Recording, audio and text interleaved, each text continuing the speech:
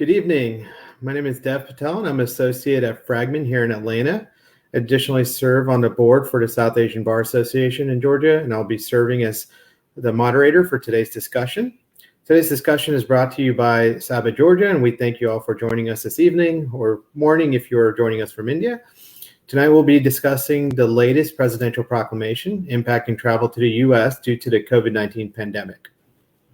Now, to clarify, this is a proclamation impacting those traveling from India to the U.S.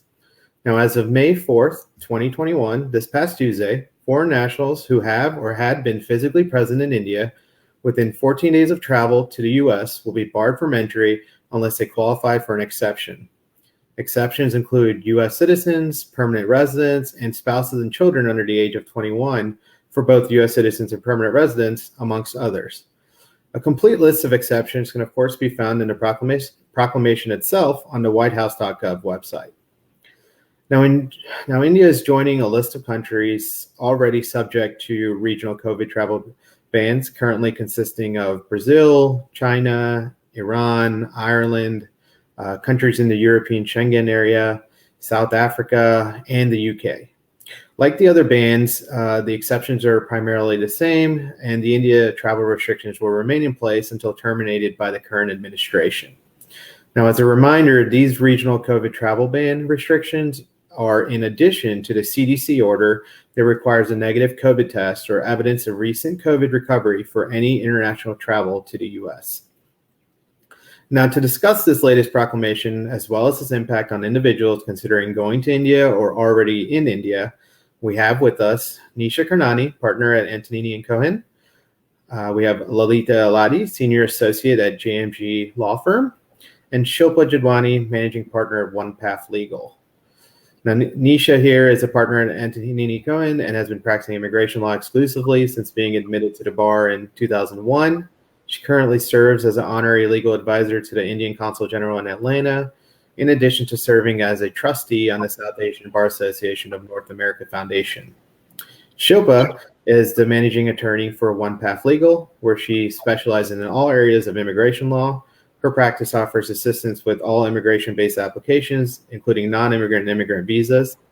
Now, she holds the Cali for Excellence Award in Immigration Law, was selected as Attorney of the Year in Georgia by Corporate America magazine, and has been a Super Lawyers Rising Star Award recipient for 4 years in a row. And lastly, we have Lalita, who is a senior associate at JMG Law Firm, as well as on the board of the South Asian Bar Association of Georgia.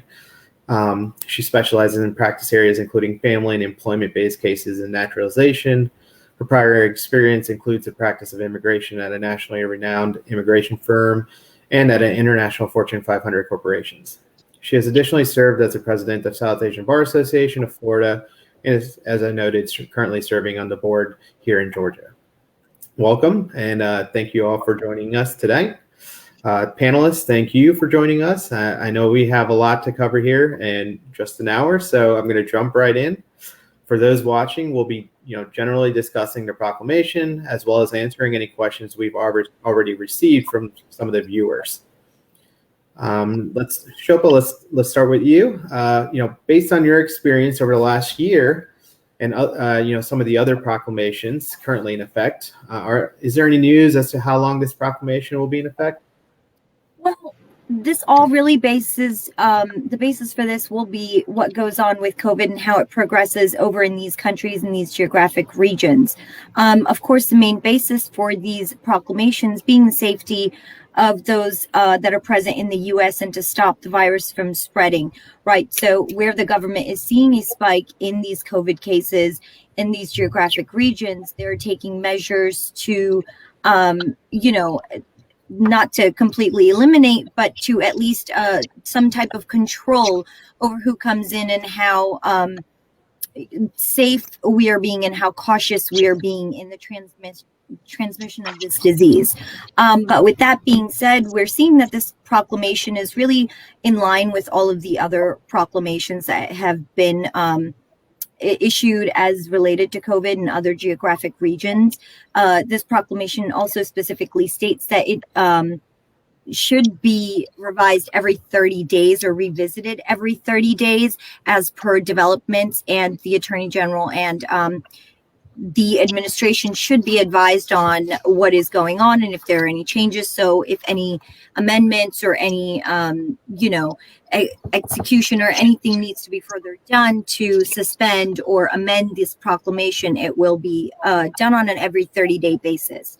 So in that sense, we're seeing that it's very fair, and like any of the other proclamations and orders coming out from this administration, it seems to be very well thought out and considered on humanitarian grounds.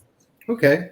And I know you noted that it is similar to the other ones, and I believe there's about 12 exceptions that each one of them have.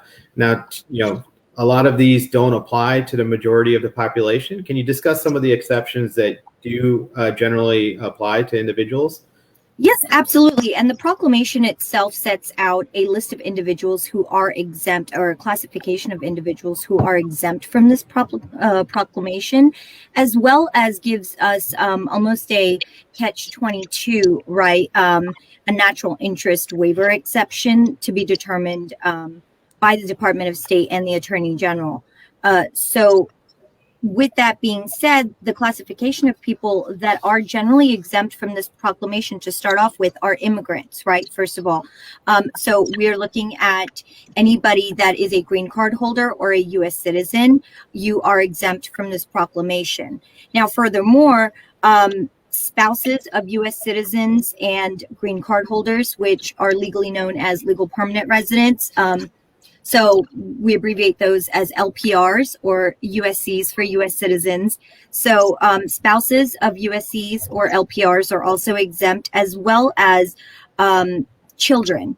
And we're looking at, when we define children, of course, in immigration, unmarried under the age of 21. Now, this also extends to parents or legal guardians of U.S. citizens or legal permanent residents that are children, again, unmarried under the age of 21. You're also looking at a non-citizen or foreign national who is the child, foster child, or ward of a U.S. citizen or a legal permanent resident. There is an exception for non-citizens who are traveling at the invitation of the United States government for purpose related to containment or mitigation of the virus. Non-citizens traveling on C1D visas. These are your crew members and crewmen on seas and on ships. You also have some diplomats in the A1, A2, and such categories that are traveling that are exempt from this ban. You also see that members of the U.S. Armed Forces and their spouses are exempt, as well as anybody who they state whose entry would further important United States law enforcement objectives, as determined by the Secretary of State. And then, of course, lastly, being our national interest exception. So any non-citizen whose entry would be in the national interest as determined by the Secretary of State. Okay. And the Department of Homeland Security. Yeah, I know you kind of mentioned that that's kind of the catch-all, and I think a lot of individuals, believe they qualify for this. So, can you provide a little detail as to, what the national interest exception is, and who exactly qualifies? I know it's critical infrastructure now, correct? Absolutely. So, we see that the Department of State has come out with certain classifications of people that do fit the national interest waiver exception by default, and may not have to apply for an exception at all from this ban or from this proclamation. Of course, as we discussed, immigrants, so spouses and certain relatives of U.S. citizens, of legal permanent residents, they are exempt, as well as fiancés of U.S. citizens. You also see that certain students in F1 and M1 categories are exempt from this ban and fall under the national interest exception, as well as travelers who are seeking to provide vital support for critical infrastructure sectors. This will be helpful to a lot of specialized workers or people in working employment-based classifications or visas looking to come back and fall under a national interest exception.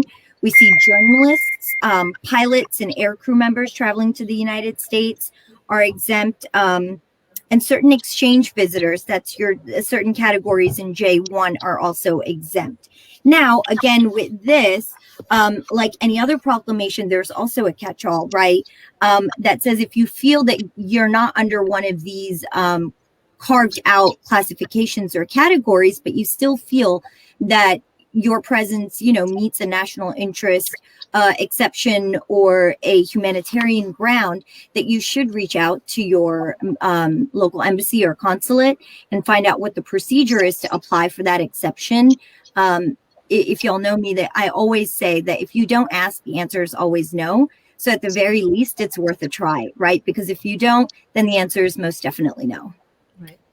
Perfect. And, I think one of the most common questions with these exceptions that we received was, regarding physicians and whether they qualify for, whether it be a national interest exception or another exception. So if an individual were to have a non-immigrant visa and they are a physician, can they enter the U.S. at this time? I think that physicians would fall under multiple classifications, and you could make an argument in multiple categories to get physicians to be in a national interest exception. They are not by default unless they fall under one of those immigrant categories or other categories that we discussed that are carved out in the proclamation. If they don't fall under one of those, then they must fall under one of these national interest exceptions. But I do think that as far as vital to infrastructure, and in that catch-all 22 to say that you do fall and you would be it would be in the nation's best interest to allow you entry into the country. I think when it comes to immigration, and I think then Nisha will agree with me, is something that we always talk about, a totality of the circumstances, which means that it is you want to make the officer see the bigger picture, right? Not just bits and pieces. And if you gather enough evidence and can make a strong enough argument that your presence and your return to the United States is in the country's best interest, I think you will fit under one of these exceptions. Thank you. Nisha, assuming an individual, does not qualify for one of these listed exceptions, is there another route that a lot of individuals are taking? I know there's individuals considering traveling because of the 14-day, travel ban. They're, spending time, in the Caribbean, in the Mexico, or, Central America, or, wherever they can actually enter, with or without a visa that they have, and spend 14 days there prior to coming to the U.S. Is this something that's feasible? What aspects of this route are concerning and are things that should be kept in mind? Yeah, so what I would say, first of all, is Shilpa did a great job going through all the national interest exemptions and exceptions, but what I'm advising clients is to not need them because you don't know that you're going to get an exception. As Shilpa mentioned, if you don't ask, you won't get one. But it's all in the discretion of immigration. At this moment, I don't see Customs and Border Protection or the consulate granting a large number of them. I'm sure if people are stranded already, that they will certainly consider those. But my practical advice, and I will tell you, I don't know if Lilith will agree with me on this too, but it gives me heartburn whenever my clients leave the country at the moment, because it's just I don't know how they're going to come back. If even before this travel ban happened, I was really concerned for some of my clients. So, but yes, there is a way to go. If you're in India right now, and if you are able to go to a country that hasn't banned travelers from India, you can stay there 14 days and then return to the U.S. And obviously, you'll have to do the COVID testing and all of those requirements as well. However, if you need a visa stamped, you cannot do that in the third country. You have to. So if you have a valid visa, so let's say you're an H-1B visa holder, and you're stuck in India and you find a way to go to a different country that will allow you in and you stay there 14 days, then you would not be subject to this ban in the first place because you would not have been in India in the prior 14 days. So if that's an option, if you're already stuck there, but I guess I would just give everybody a warning that I'm strongly advising against people traveling to India if you're not already there, because first, for your own health and safety, it's a really sad and difficult situation at the moment, and you don't know if you go when you're going to be able to come back. You can try certainly the national interest waiver exceptions, but they won't pre-approve you before you leave. So you won't know if you do need visa stamping. So if you need an H-1B visa or an F-1, the consulates, I just checked the website moments before our seminar, and the U.S. Consulate in India Visa Services page says that they are only doing emergency services for U.S. citizens at the moment. So they've suspended the visa appointment. So if you do have one, it's likely going to get canceled. If you have even the visa waiver, the interview waiver, the Dropbox cases, those are not getting processed at the moment as well.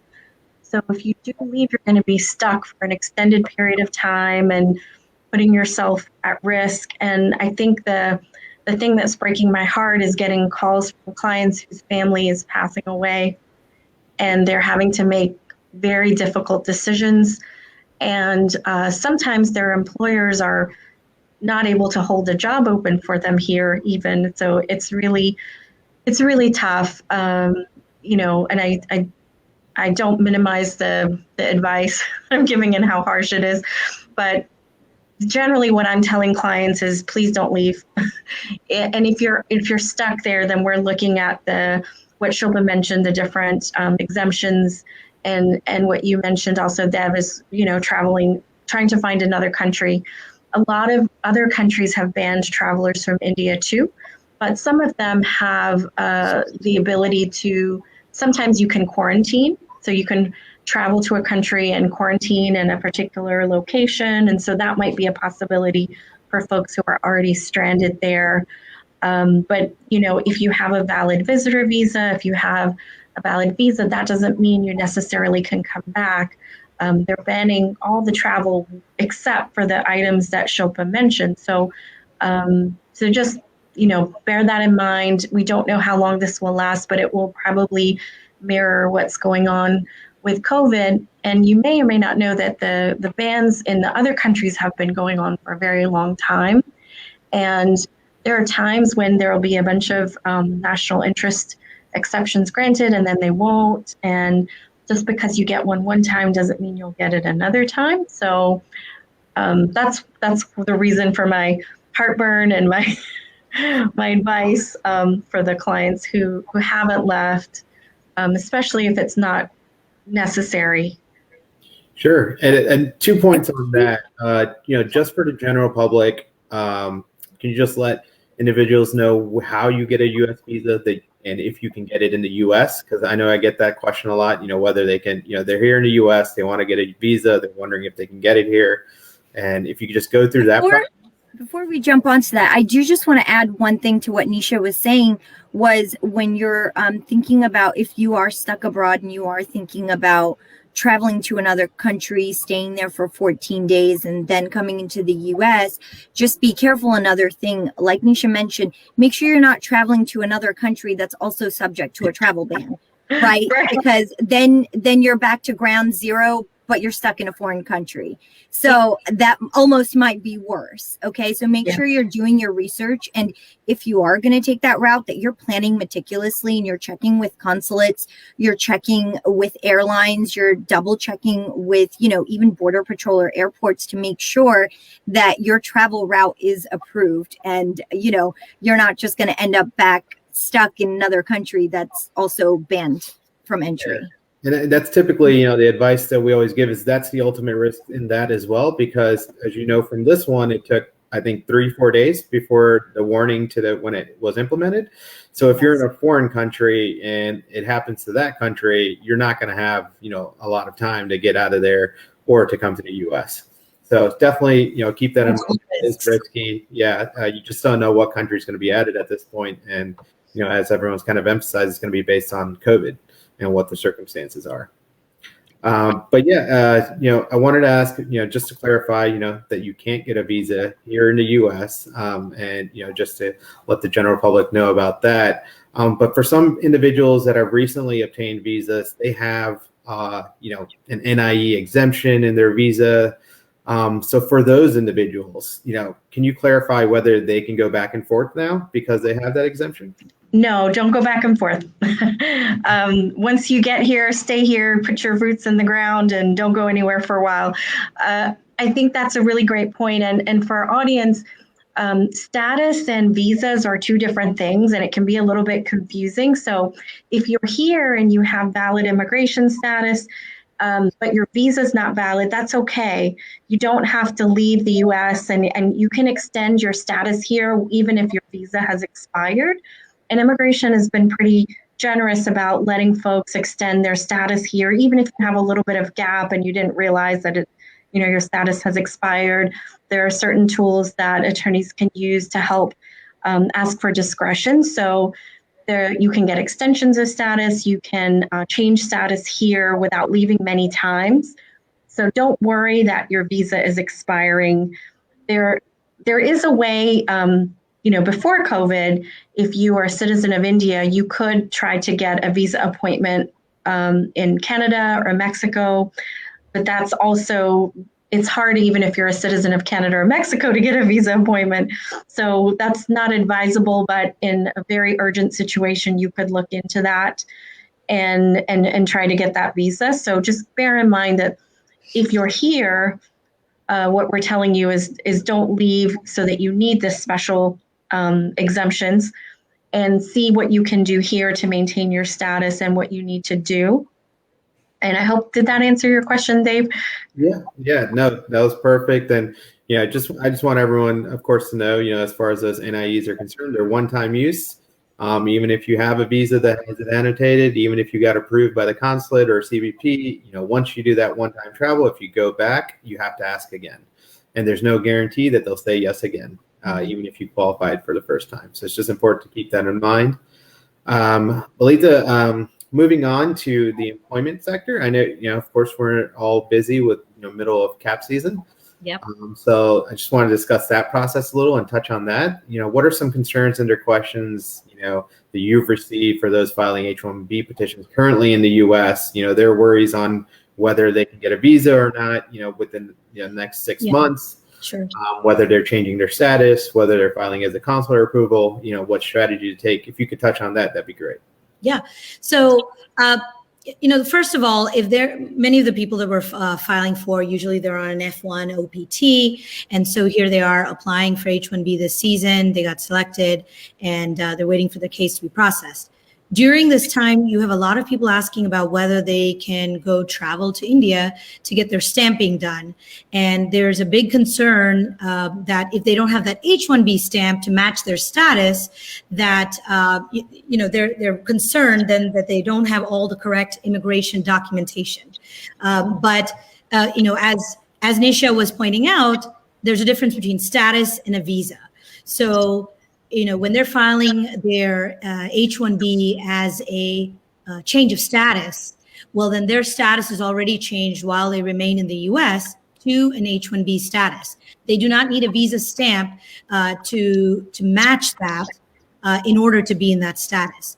The only purpose of the visa stamp in the passport, for which everyone goes and gets the stamping done, is that's the document that allows them to enter into the U.S. That's their travel document that allows that entry. And so, if you had somebody who travels frequently for work and they're having to go to various countries, they need to re-enter, well, then yes, they need a visa stamp that matches their current status to re-enter, which is why someone would go for stamping in the first place. Even before COVID, when people were getting anxious, we would advise them that, if you didn't need to go, you don't have to get the stamping done. But if you happen to be visiting India and, for whatever reason, to see family, then sure, get the stamping done. You might as well, even though, and you need it when you come back into the US at that point. So that's what I would say about the stamp versus the status. Perfect. And I guess, for those that are already in H-1B status, I think we're going back to the travel question because, I think that's everyone's main concern. So some examples, that we received or some situations, individuals with H-1B visas, are they okay to go to India and return to the U.S.? Do not leave the U.S. Do not leave. I think if there's a resounding answer from all three of us today, it is do not leave the U.S. right now. You have absolutely no guarantee.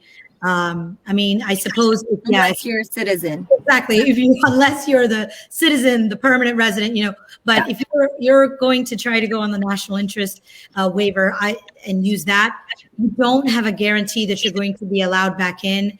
And it's a risk you're taking. It's a risk your company's taking if they're allowing you. It's just not advisable for you to leave right now. Yeah, I know you guys mentioned, whether they have a spouse or a child that's a U.S. citizen. What is that process like? If they are stuck abroad currently and they do have a U.S. citizen, do they have to apply, or do they just buy a ticket and come here? What do they travel with to kind of prove that point? Is it open to everybody? I'll answer. They'll have to show, if it's going to be, for example, the child. Then you're going to have to show your birth certificate. If it's going to be for a spouse, then you'll need your marriage certificate. Just like when you originally applied for any type of dependent visa, you need that type of documentation, to prove the relationship between that USC and the other individual whom you're trying to bring in, or the permanent resident and the family member. And I think there's also two different classifications of people, right? There's people that are inherently exempt from the ban, and therefore you don't need to take any further steps except for buy a plane ticket. And of course, carry your evidence with you, right? Like Lolita was saying, your birth certificate or your marriage certificate, or, relationship evidence to show that you meet one of these carved out exceptions inherently. Same thing. That's what the Department of State says for if you meet one of the inherent national interest exceptions, right? That you don't need to take any further steps to apply for the exception. You're inherently exempt, right? However, for those of you who aren't inherently exempt, for those of you who have not had your stamping done yet, right?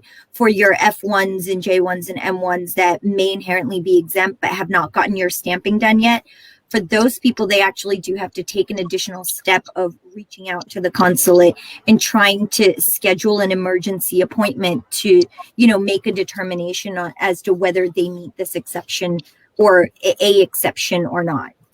Right. Mm-hmm. And I'll just add on to that.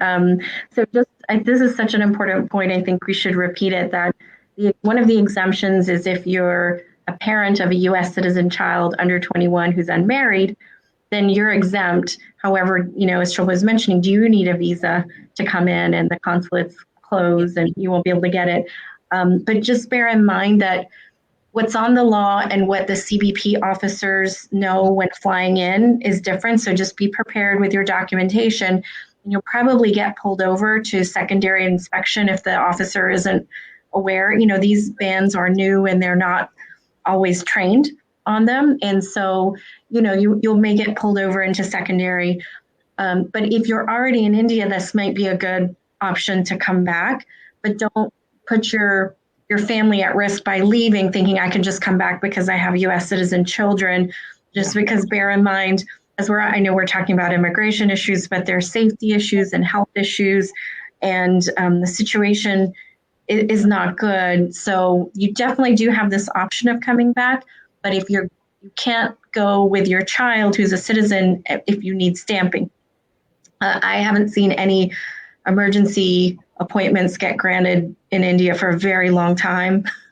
It's possible, but I think they're really dealing with getting people out of the country.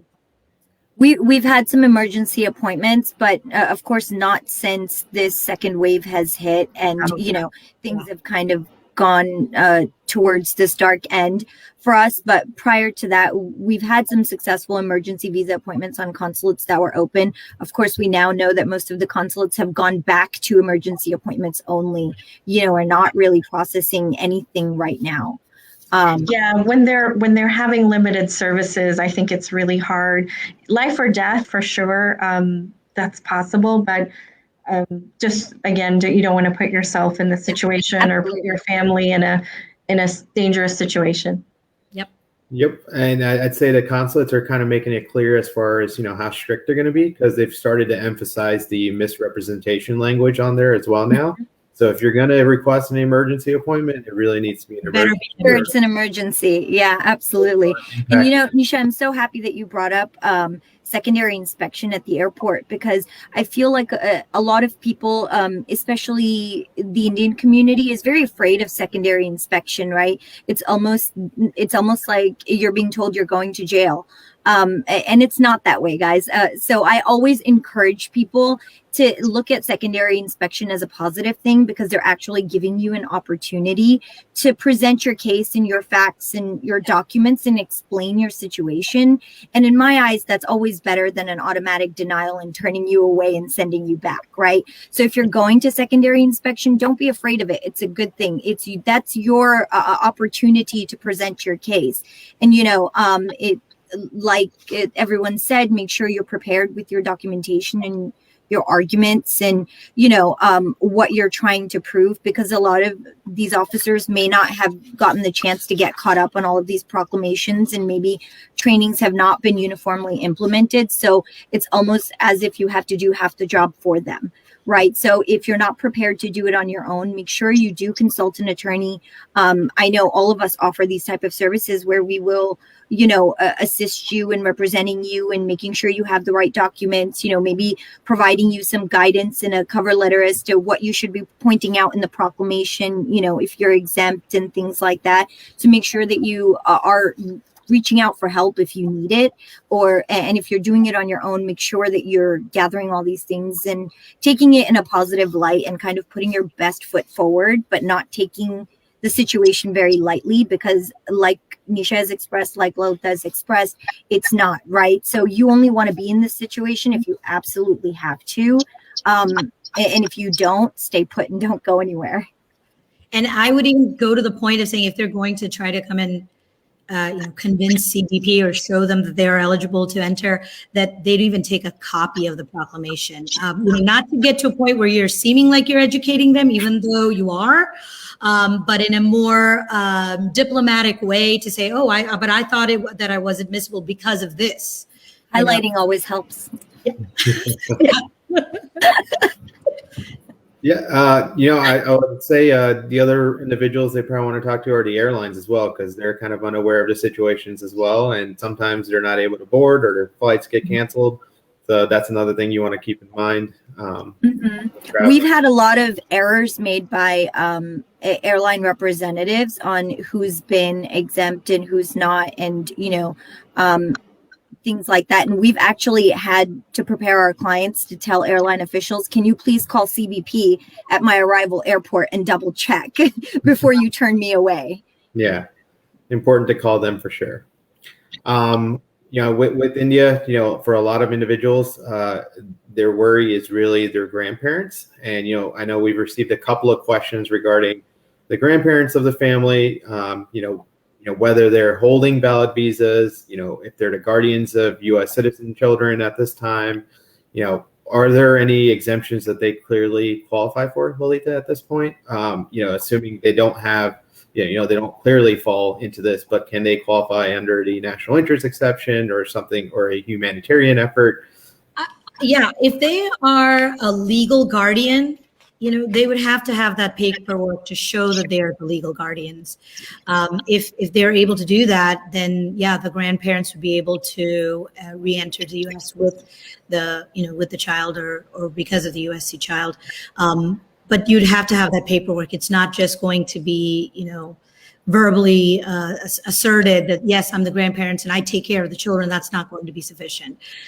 You'd have to have the legal paperwork.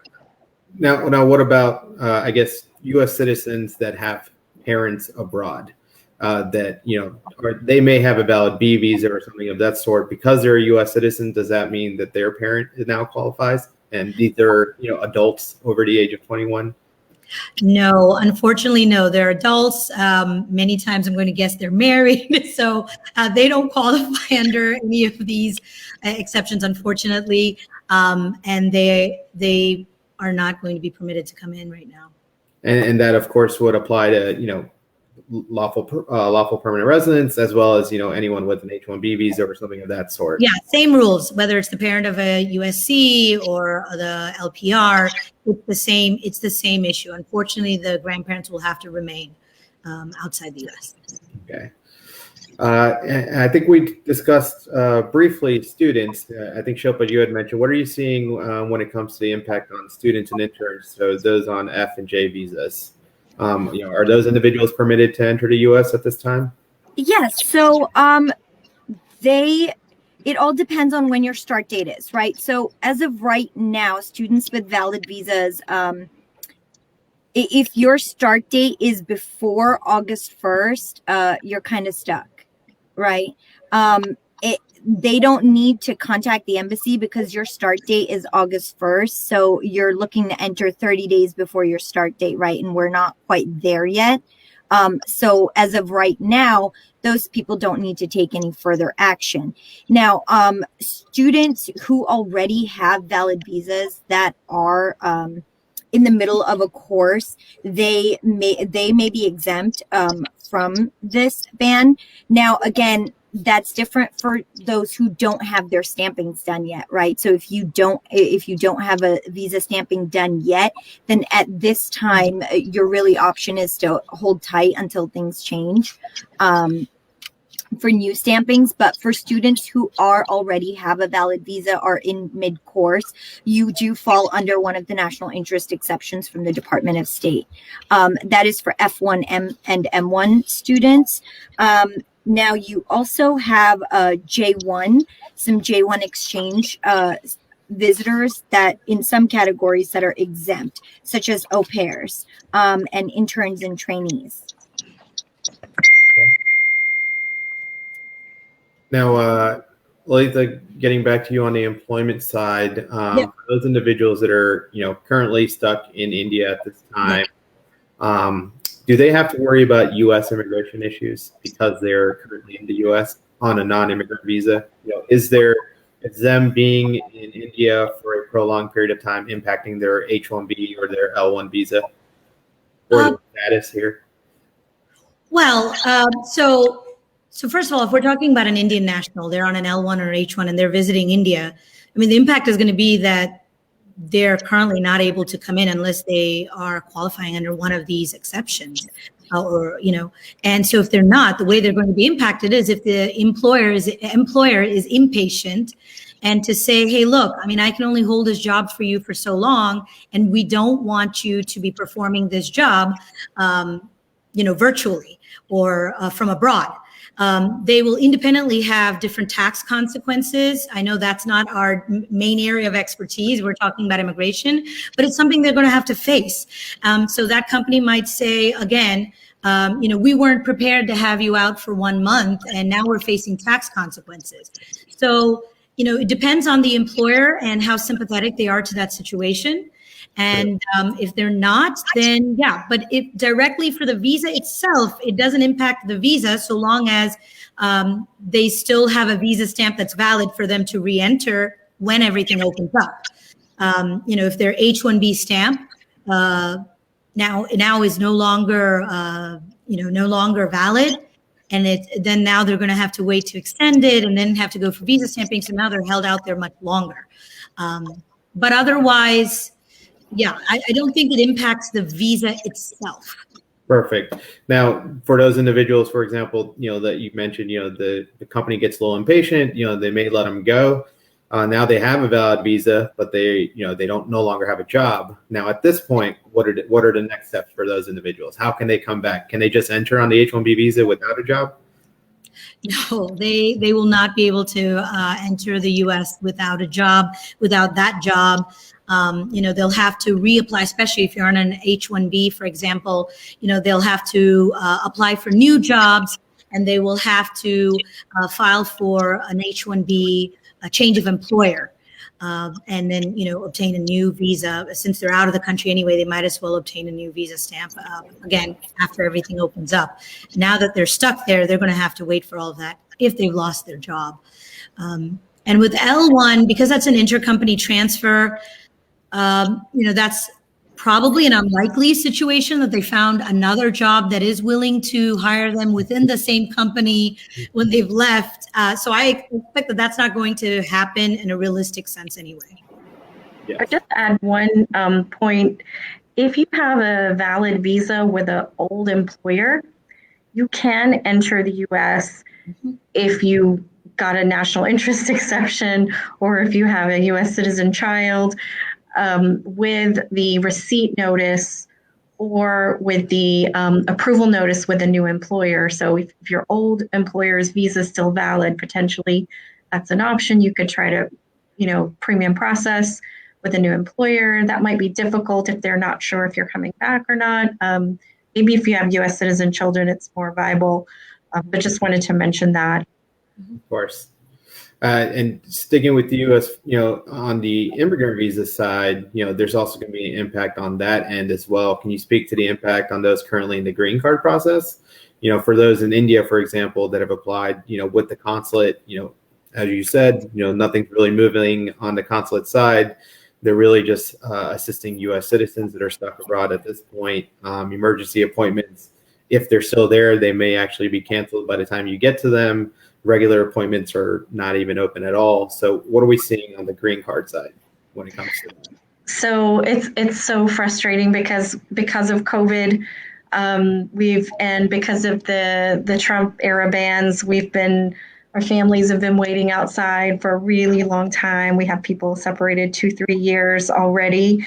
And because the consulate is not processing your case, it's going to be even slower, I'm afraid. And so what you can do is just get everything in order that needs to get in order that you have control over, which is, filing your I-130, contacting the MVC, if your case is at the MVC, which is the National Visa Center, and then you can follow up and collect all your support documents. I'll give some good news. At least we don't have the public charge rules we were dealing with before.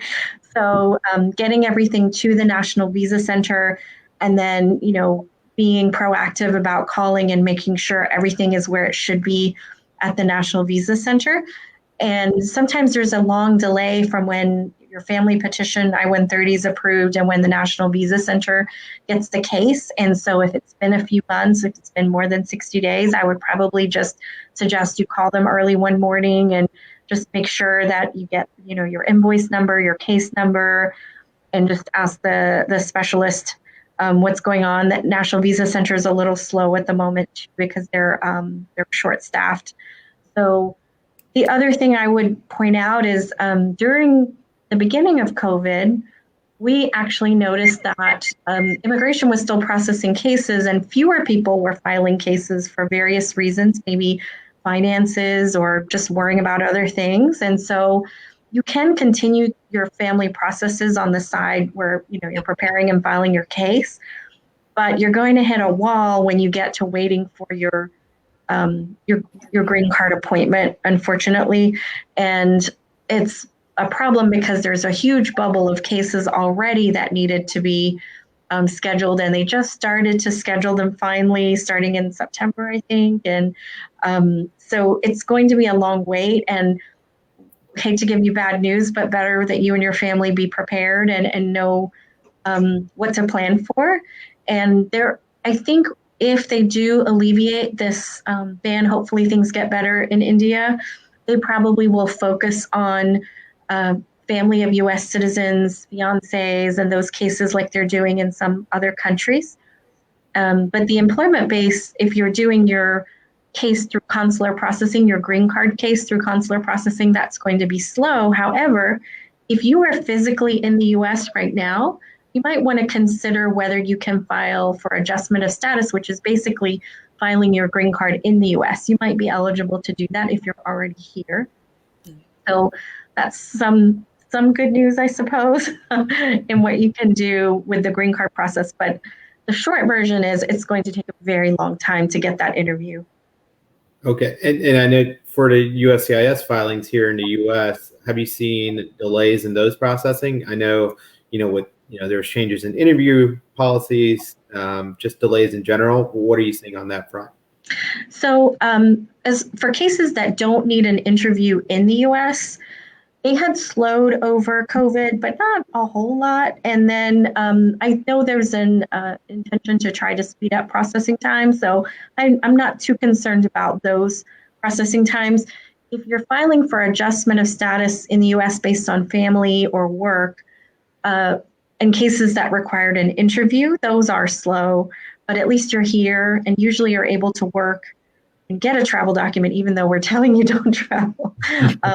Which brings up a good point. If you have a valid advance parole document, you're still subject to these bans that we're talking about. So you still, unless you fall under an exemption or you can qualify for a national interest exemption, you're still going to be subject to the same situation. Yes, yeah. It's important to note advanced parole does not just provide you automatic exemption from the ban. It is not the equivalent of a green card, unfortunately. For those that have been, while we're on the topic, we've been seeing, and I don't know if you guys have been noticing in certain cases, especially cases that were the downgrade and concurrent adjustments that were filed, in October to December. We have been seeing a significant kind of delay in just getting even those receipt notices because the lockbox centers are so backlogged. Right. So there are some, rippling kind of COVID and other procedural effects that are causing delays. We're seeing significant delays in H4 and L2 EADs. There's a lot of class action suits that are going on right now on those topics. So those kind of areas we are seeing a little bit of a delay in. We're also seeing some kind of further delay kind of slowly start to build up into F1, like a change of status to F1 or other categories. And also kind of 290B appeals we're seeing are taking a little bit longer since things kind of opened back up. Just little delays for now, but which may tumble into larger delays if it continues this way. Yeah, hopefully the recent removal of biometrics requirements will hopefully potentially speed that process up a little bit for some individuals, because employment authorization is really an issue right now, as well as advanced parole applications are taking 8-9 months at this point. Going back to green card holders, those individuals that have green card holders that are stuck abroad per se, whether they have a family member outside that's in trouble or they're taking care of them, at this time, last March maybe they left in April, and then it got to August, September. It's been about a year plus now. What are some aspects that they should be looking at? What are some things that they should be concerned about? And how long should they be staying abroad? Some of the key questions for green card holders and their responsibilities as permanent residents. I'd love for any one of you guys to touch on that if possible. Sure. With if they're out they're of course allowed to be out for up to 6 months. After the 6-month mark, they'll have to be a little bit more careful. Once they reach that 1-year mark, however, then that's going to, a presumption becomes that they are actually abandoning their residency. And so they really have to be very careful and be able to prove when the question ends up coming up that it was not their intent to abandon their residency. That did they continue to maintain ties in the U.S.? Did they continue to maintain their job, their bank accounts? Do they have close family in the U.S.? They'll have to show whether they still held their residence, whether it's a mortgage or apartment or whatever they were leasing. They'll have to show that they maintained those ties and that this was a circumstance that they were not expecting to be there for that long. Many times that happens more for our elderly clients before COVID, where they might have had, unfortunately, a heart attack and they had to stay longer than they expected. And so we would have to show the medical record. So it's important that they keep the proof for all that. And any medical proof that they have, as well as any canceled airlines reservations, travel bans from their side, all that is important. Perfect. Yeah, usually we tell, we advise clients to make it clear, especially if you did leave for a temporary period of time, and then especially we're stuck because of COVID, to make sure that you explicitly are relaying that to an officer, right, at CBP, at the airport, or wherever it may be, that you're explaining, showing the airline tickets that, hey, listen, I was supposed to come back in June, July, August, whenever it was that you initially intended to return, but my ticket was canceled because of COVID, XYZ. If you are at a high risk category for COVID, medical records, doctor's notes that say that you're a high risk category, and it's not advisable that you travel, for X period of time, to show that it was out of your control to remain outside of the country that long. And what we've been seeing recently is, even if you are allowed that re-entry at the airport and you convince the officer, be very careful and make sure you don't get rid of this evidence, because it will be key when you apply for citizenship. We're seeing a lot of applicants that were may have applied for citizenship before they left, and then intended to make a temporary travel to India, maybe for 2-3 months. And then we're stuck for, maybe a year, and just came back now and were allowed entry after the year, and they presented the evidence, but then received a RFE, or, after their citizenship interview, received an RFE to prove that this period of time that you were outside of the US, that you never intended to abandon your residency. So make sure that you're keeping those things in mind, because they do follow over, especially if you're a green card holder, into your citizenship application, because there are questions about how much you've traveled outside of the country, how long you've remained outside of the country, and whether it was ever your intention to abandon your residency during that time. Yeah, now kind of going to preventative measures. I know some individuals, at this point, because of how bad it's getting there, they have green card, they're exempt, but they don't know how long they're going to go. What can they do to kind of avoid that issue? Assuming the case that they may be out for 6 months, they may be out. Go. if they have to go, what's the best option for them? Well, so there is always an option of a re-entry permit if you know ahead of time that you're going to remain outside of the United States for more than that 6-month period of time or 1-year period of time, but you have no intention of abandoning your residency. This re-entry permit allows you to kind of keep your residency and your green card status intact while you remain outside of the United States for up to 2 years in one re-entry permit. Now, the important thing to know about a re-entry permit when you're making this decision is to know that it does reset your citizenship clock back to 0. So if you are at the 4-year, 6-month mark and getting ready to apply for citizenship in 3 months, if you take that re-entry permit, you're back to 0 and have to wait the 3 or 5 years again to be eligible for citizenship after your return. Okay. The only thing I would add on to that is, if you do a reentry permit, you do have to be here physically on the day it's filed, and then there's perhaps a biometrics appointment, or they may exempt you. And the other thing that I would add on to what Shilpa and Lalitha mentioned is, if you are a permanent resident in India and you've been there outside the US for more than a year, there is something called a returning resident visa that you should obtain before you return. Even if your green card is still valid, immigration, if you've been out for more than 1 year, they presume that you have abandoned. So it's the burden of proof is on you to prove you have not. And they can, if they would like to, put you in rescission proceedings. Hopefully they wouldn't do that if it's clearly COVID related. But that's something you can do. And all the items that Shilpa and Lalitha mentioned, you would need to collect. The only other document I would just mention is file your US tax returns. Because even if you're here in abroad or in India, if you file those U.S. tax returns, they love taxes. So that's their favorite. Government never says no to money. Yes. So if grandma, grandpa, nana, nani, dada, dadi, if you're in India, get your taxes filed. It'll make it much easier. Still 9 more days. Yes. Have 9 more days, y'all. 15th is the deadline. So file those U.S. tax returns, or an extension if you have to, and then that will help you a lot with being able to come back. And and also I think the citizenship point, Shilpa, was so great because a lot of people are on the cusp of that citizenship where they have to count your days. So remember, you count your physical days and keep a record of that, but also count, if you're not here, keeping all the bills and all the ties and all the property if you have it and the bank accounts, all of those things are important. Perfect. Thank you guys so much. I know we're approaching the hour mark, but I just wanted to give everyone, one last opportunity to say, one thing for people to take away. If there's one thing you guys could tell them, Lolita. If you're in the U.S., don't go to India right now.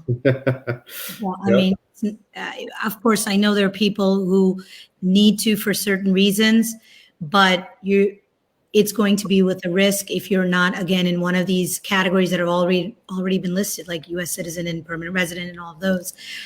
So be prepared to stay there much longer if it ends up happening. Perfect. And Shilpa, one thing you could tell anyone? I think I'm on the same page with everyone that if you're here and you don't have to go, don't go. Absolutely don't go.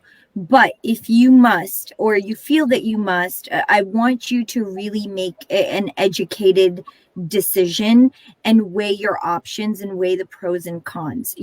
Emotions. I know myself having lost a lot of family, especially in the last month itself, due to COVID. It's hard not being there and not being able to be there. But think of the alternative, right? The good that you can do by being there versus the better you can do by not going there, right? God bless those who have left and, may their souls rest in peace, but you can pray for them from here as well and not risking your family and your safety at the same time. So just keep that in mind. I know it's a very emotional decision, but you want to make sure that your emotional decisions now don't cause rippling effects into your future that you can't change or contain, possibly. Well said. And Nisha? Those are great tips. The only thing I would add is, reach out to the immigration lawyer helping on your case. Reach out to us if you need to. There's a lot of really great information online, but sometimes there's old or outdated or confusing information or about somebody else's situation. And it's good to just get clarification from an attorney because we see things every day and things change daily.